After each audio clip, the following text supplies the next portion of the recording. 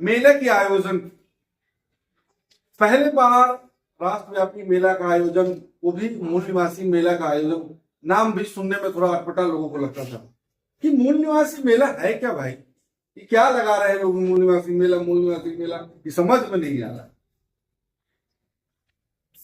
तो मूल निवासी मेला लगाने के पीछे का उद्देश्य ये है, हमारे लोगों का, हमारे ऑर्गेनाइजेशन का ये प्रोग्राम डिजाइन करने का ये उद्देश्य है कि किसी भी व्यवस्था का नींव, और ये डॉक्टर पटेल, उसके संस्कृतियों में छुपी होती है। कोई भी व्यवस्था यूं ही नहीं बदलता जब तक हमारा सांस्कृतिक बदलाव नहीं होता है। मेरी समझ में जब तक हमारा सांस्कृतिक बदलाव नहीं हो सकता है तब तक हमारा व्यवस्था भी बदलाव नहीं कर सकता। जैसे हम अपने रूटीन को, अपने लाइफ स्टाइल के रूटीन को, जैसा रोज का दिनचर्या है, उस रूटीन को हम जिस तरह से फॉलो करते हैं उस तरह से हमारा जीवन का क्रियाकलाप आगे बढ़ते जाता है और वैसा ही हमारा भविष्य का निर्माण होता है। तो हम किसी भी व्यवस्था को तोड़ रहे हैं और बनी बनाई व्यवस्था को हम चैलेंज कर रहे हैं, तो हमारे पास अपनी एक व्यवस्था, अपनी एक संस्कृति होनी चाहिए, जिस संस्कृति के माध्यम से और जिस व्यवस्था के माध्यम से लोगों को एकत्र करें। देखिए, हमारे समाज की लड़ाई लड़ने के नाम पर हमारे लोग कई सालों से प्रयास कर रहे हैं आजादी के बाद कि हमारा पूर्णतः सत्ता आए केंद्र में, लेकिन आ नहीं पा रहा है, वो फेलियर हो जा रहे हैं। ऑर्गेनाइजेशन भी बना रहे हैं, पार्टियां भी बन रही है और कई कई जगहों पर स्टेट में सरकार भी आ रही है, बिहार में भी, यूपी में भी, साउथ के स्टालिन की सरकार, लेकिन केंद्र में नहीं आ रही क्योंकि हमारे पास ऐसा कोई शब्द नहीं था, या ये जितनी भी पार्टियां हैं वो ऐसा शब्द का उपयोग नहीं कर पा रहे हैं जिससे हमारा जो बहुसंख्यक समाज है वो समाज इकट्ठा हो पाए। इसलिए हमारे ऑर्गेनाइजेशन ने महापुरुषों के दिए हुए शब्द, मूल निवासी शब्द को मेला से जोड़ करके यहाँ पर बहुजनों का भीड़ लगाने का काम कर रही है। लगभग हमारे अध्यक्ष जी ने बताया, प्रदेश अध्यक्ष ने, कि ये 231 जगहों पर ये कार्यक्रम हो रहा है और 231 जगहों पर मूल निवासी राष्ट्रव्यापी मेला का चर्चा हो रहा है। जैसे कि बार बार इस शब्द की चर्चा होती है कि अगर अपना मेला नहीं होगा तो हम तो किसी न किसी के मेला में जाएंगे, और जब हम उसके मेला में जाएंगे तो हम उसका बात सुनेंगे और उसकी कथा सुनेंगे, और जब वो कथा सुनेंगे तो उस कथा से हमारा दर्द भाव बढ़ता चला जाएगा। इसीलिए राष्ट्रव्यापी मूल निवासी मेला का आयोजन अब इसी साल नहीं, ये मेला हर साल आयोजन हो रहा है। कई पूर्व 1-2 सालों से संगठन के द्वारा ये कार्यक्रम डिजाइन किया हुआ था। तो इसीलिए हमें अपने सांस्कृतिक कार्यक्रम को भी बहुत तेजी से बढ़ चढ़ के हिस्सा लेना होगा, और जब तक, मेरा ये मानना है कि सांस्कृतिक बदलाव होने के बाद ही व्यवस्था का बदलाव हो सकता है, और जब तक व्यवस्था का बदलाव नहीं होगा तब तक सत्ता का भी बदलाव नहीं हो सकता। तो ये भिन्न एक स्टेप है सांस्कृतिक बदलाव, मूल निवासी मेला। जैसे कि वो लोग एक ही शब्द को बार बार प्रिपेयर कर रहे हैं, अलग अलग ऑर्गेनाइजेशन के माध्यम से अलग अलग पूजा पाठ करा के हिंदू शब्द की बातें, हिंदू हिंदू ऐसे दिमाग में वो फैला रहे हैं, और फैलाने से ये हो रहा है कि लोगों को अभ्यास होने लगा कि हम हिंदू।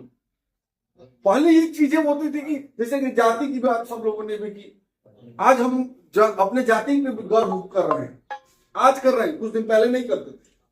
पहले अपनी जाति की पहचान बताने में भी थोड़ा सा ये लगता था। अभी भी कई सारे हमारे अधिकारीगण हैं या हमारे कई सारे साथी भी है, तो जैसे कि कहीं पे जाते हैं तो उनका नाम पूछने के बाद में वो कुमार टाइटल आ जाता है।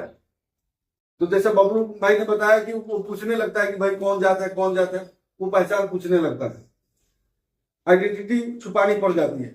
सार्वजनिक जगहों पर हम अपनी पहचान को नहीं रख पाते हैं। जब हम उसको गर्व से जब लेने लगे तो हम फंस गए फिर जाति में। अगर हमारी वही पहचान बड़ी होती तो फिर बड़ी, कैसे कहते हैं कि बड़ी सोच का बड़ा जाता। तो इसलिए ये सांस्कृतिक बदलाव जरूरी है, और मूल निवासी मेला का उद्देश्य ये है कि लोगों के अंदर में ये जागृति आए और लोग अपने मंच, अपने मेला में आए, ना कि दूसरों के मेला में जाए। जब अपने मेला में आएंगे तो फिर अपने लोगों से मिलेंगे, अपनी चर्चा होगी। जब अपनी दुख और दोस्तों का दुख जानेंगे तो फिर एक नई क्रांति होगी और फिर तब जाके बदलाव का ये प्रोसेस हो पाएगा। और आज मजदूर दिवस भी है। मंतोष भाई ने भी मजदूर दिवस पर काफी बातें रखी, उस पर मैं ज्यादा नहीं जाना चाहता हूं, लेकिन हम अधिकार लेने की बात कर रहे हैं, लेकिन जो हमें अधिकार मिला है वही फेलियर होते जा रहा है। उमर ने कहा कि 8 घंटा कमाने के लिए, 8 घंटा सोने की और 8 घंटा मनोरंजन के लिए। तो क्या हम 8 घंटा काम करके अपने जीवन को परिपूर्ण सही तरीके से चला पा रहे हैं क्या?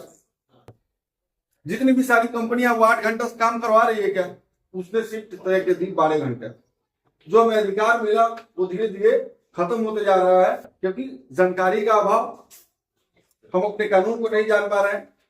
अभी पूरे देश में हमारे पीपुल्स यूथ फ्रंट के राष्ट्रीय अध्यक्ष ललित कुमार जी ने पूरा मुहिम चला रहे हैं पूरे देश में। कई कंपनियों के खिलाफ मोर्चा उन्होंने खोल करके और कई सारे मजदूरों को हक दिलाने का काम किया। इतने सारे कंपनियां उनके सामने घुटने टेक रही, तो उन लोगों को भी सुनना ये हमारा मकसद है। खास करके मैं मूल निवासी मेला पे बात करने का प्रयास कर रहा हूँ। मूल निवासी मेला जैसे कि एक शब्द लेते हैं, जैसे कि मूल निवासी जो मेला का प्रचार प्रसार, ये जो मेला का आयोजन किया गया है, इसके पीछे का जैसे कि हमने उद्देश्य बताया कि सांस्कृतिक परिवर्तन भी व्यवस्था परिवर्तन, मतलब कि हम हमारे देश के अंदर में जो सत्ता अभी वर्तमान में बनी हुई है, उस सत्ता के पीछे एक ऑर्गेनाइजेशन है। उस ऑर्गेनाइजेशन ने एक व्यवस्था तैयार की, किसके माध्यम से? सांस्कृतिक कार्यक्रमों के माध्यम से। सांस्कृतिक कार्यक्रम बहुत सारे हुए और सांस्कृतिक कार्यक्रम का परिणाम यह हुआ कि लोगों के दिमाग में विचारधारा उत्पन्न होती चली गई और अपने आप को वो एक्सेप्ट करते चले गए कि हम अब यही है, यानी हिंदू है। और उन्होंने जब अपने आप को सांस्कृतिक कार्यक्रमों के माध्यम से, कर्म कांडों के माध्यम से जब अपने आप को एक्सेप्ट किया कि हम हिंदू हैं, तो फिर वो समस्या सामने खड़ी कर दी कि हिंदू खतरे में है। पहले हिंदू बना दिया, फिर हिंदू को खतरे में डाल दिया, और जब खतरे में आई, जब हमें डर हो गया, अभी बंगाल के चुनाव में भी आप लोगों ने देखा होगा, जितने भी बीजेपी के बड़े बड़े लीडर हैं, रवि किशन जैसे लीडर और तमाम लीडरों ने वो कहा, बंगाल के चुनाव में कह रहे हैं, उनको कोई मुद्दा नहीं था, तो वो वहां पे बात कर रहे हैं कि टीएमसी फिर से आएगी तो और हिंदू पिटाएंगे और हिंदू कटाएंगे। अरे यार, सत्ता तुम्हारा, केंद्र में तुम बैठे हो, कई राज्यों में 16 राज्यों में तुम बैठे हो, फिर भी हिंदू खतरे में है। वो डर रहा, एक प्रचार प्रसार, उन्होंने डर का प्रचार प्रसार किया और डर के प्रचार प्रसार का माध्यम परिणाम ये हुआ कि वो कई स्टेट में सत्ता में आए और केंद्र में भी सत्ता रहा। तो इसीलिए हमें अपने कार्यक्रम के साथ साथ, विचारों के साथ साथ सांस्कृतिक कार्यक्रम को भी फॉलो करना होगा। हम अपने कार्यक्रम को में बदलाव लाना होगा, हर चीज में बदलाव लाना होगा। हम शादी करते हैं, उसमें भी सांस्कृतिक कार्यक्रम का बदलाव करना होगा। हम कोई भी कर्म कांड करते हैं, उसमें पूर्णतः बदलाव करना होगा, नहीं तो आधा इधर और आधा उधर होने से सारा चीज गड़बड़ होते चला जा रहा है। बस इतना ही मैं कहना चाहूंगा। बहुत बहुत धन्यवाद।